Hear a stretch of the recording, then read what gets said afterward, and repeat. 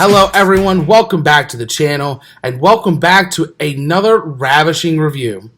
My name is Ryan. Today we are looking at the unsanctioned street fight between Shawn Michaels and Triple H from WWE Summerslam 2002.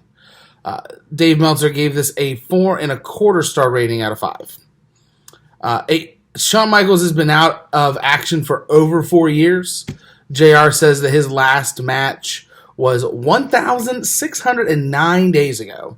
That would be at WrestleMania 14 when he dropped the title to Stone Cold. Mike Tyson was the special guest enforcer. He ended up making the fast count at the end to give Stone Cold the title. But anyway, the video package starts out highlighting the friendship between HBK and Triple H. The auto clip by JR, they're closer than some brothers are, plays a few too many times over the video. At this point, Michaels had just returned. He's trying to decide which brand to sign with. And then, because Triple H wants to reform D-Generation X, he chooses Raw. So both men in the ring. Triple H is doing his spiel.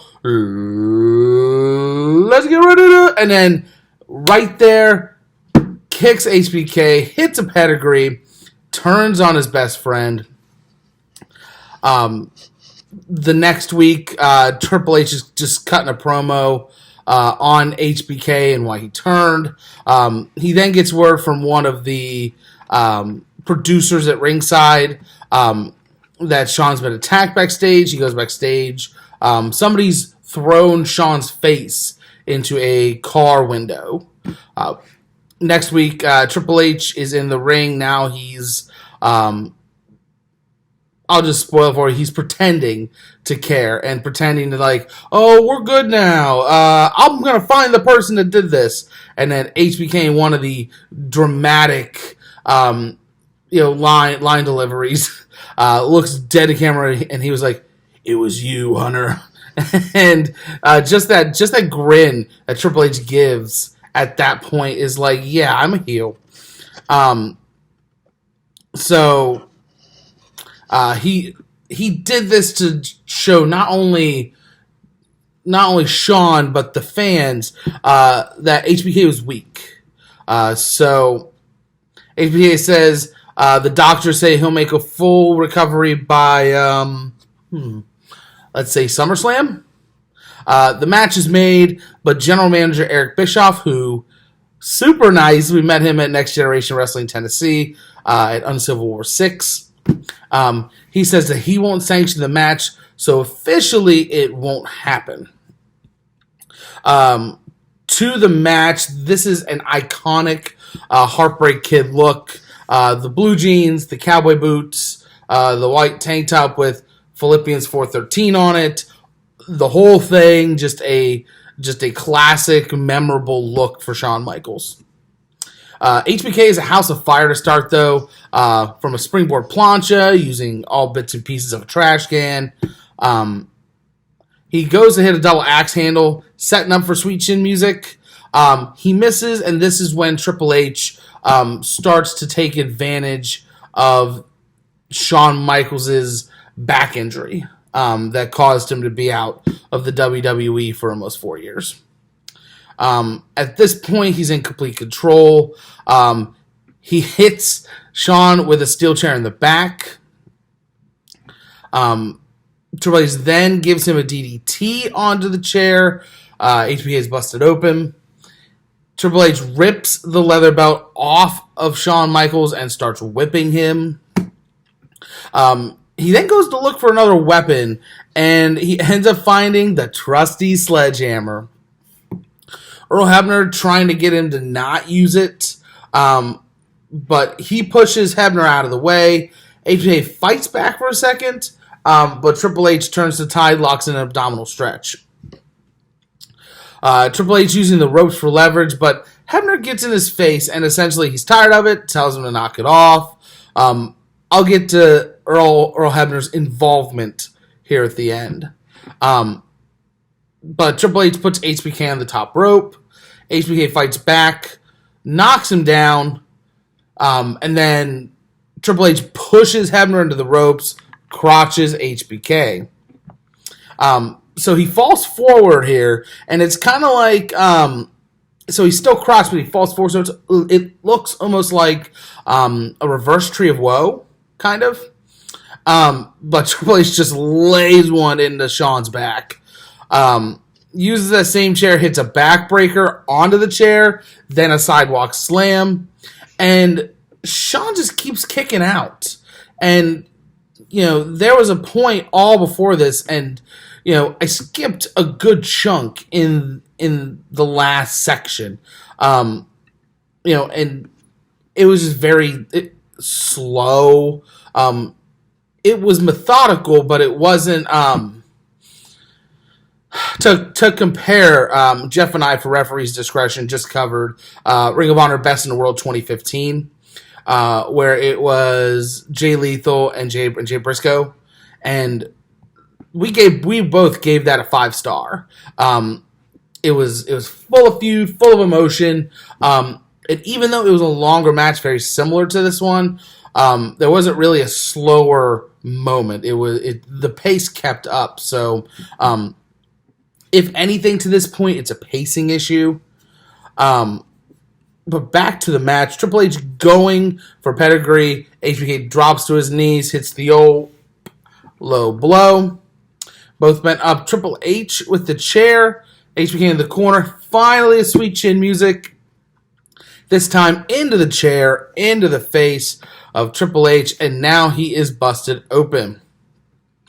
HBK hits a flying forearm, and this is important because we get the first HBK kip up. That's right, since he's returned. He picks up the chair, hits Triple H in the face with what JR calls a Jason Giambi-esque swing. What an early 2000s pop culture reference, or I guess a sports culture reference, however you want to phrase it. Jason Giambi. Now HBK turning the tide on Triple H, grabs his belt, really laying into Triple H here. So now he's in full control. He gets a ladder from underneath the ring. He beats Triple H up with it for a good while. Rolls Triple H in, goes to put the ladder in, but gets a baseball slide into the ladder, into the face of Shawn Michaels. Both men in the ring. HBK hits a superplex. Triple H hits a running knee. It's essentially a quick double down here. Triple H grabs the steps from outside, but HBK, with a drop toe hold, sends his face into the steps. HBK sets up a table on the outside, climbs to the top, hits a big splash, and commentary is just like, oh, it's not a false count anywhere. This match should be over. It's Shawn Michaels, Triple H. It's not over. Back in the ring, HBK sets up the ladder, climbs to the top, stops for a second, looks and says, I love everyone. Big ol' elbow drop. HBK now feeling it, tuning up the band. Sweet chin music. No. Triple H catches his foot, goes for a pedigree. No. HBK counters with a jackknife, gets the win. Woo. Crowd's going crazy. Hebner raising Shawn Michaels' hand in victory. From behind comes Triple H with the sledgehammer to the lower back of Shawn. He falls to his knees. And as Triple H locks eyes with Shawn Michaels, hits him right in the upper back, sends him to the mat. The crowd has gone from this super high down to this very just dull roar that builds to even stronger boos. Wow. I'm going to give this 4.75 out of 5 stars. It's just so full of emotion. You have somebody coming back from essentially a 4-year retirement to put on a match like this is absolutely incredible. I remember seeing this as a kid, and 12-year-old me was absolutely just jazzed for this. And then the post-match stuff happened, and I was like, Triple H is the worst person in the world right now. I can't handle this. But this match is absolutely great. My one gripe and why it's not a 5-star match is the length. And I know I talked about it earlier in the review. But just that middle part, kind of that middle third, I think, it just kind of at times just came to a screeching halt for me. And it could have kept that pace, I think. But honestly, other than that, the violence matched the rivalry. It was a war, and that ending, the back and forth, was absolutely incredible. This is a must-see match. This is Ravishing. If there's one match from this card you need to see, it is this. I hope you enjoyed this episode. Check out our social media links in the description below. Be sure to tune into the PWO WrestleCast, the premier professional wrestling podcast, every Monday live at 7 p.m. on Facebook. Thank you for watching, and I will see you next time for another Ravishing review.